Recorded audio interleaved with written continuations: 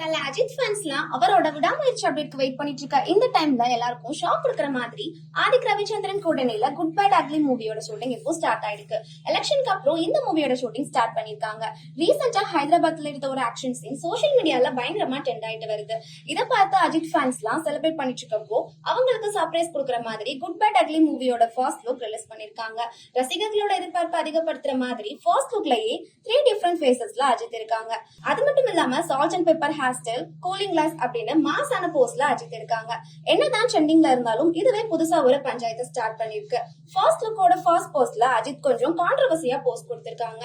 என்னதான் அது பிளர் பண்ணிருந்தாலும் அது என்ன மீனிங் அப்படின்னு பாக்குறவங்களுக்கு நல்லாவே தெரியும். தல அஜித் இத கூட கவனிக்கலையா அப்படின்னு நிறைய பேரு கொஸ்டின் ரைஸ் பண்ணிட்டு வராங்க.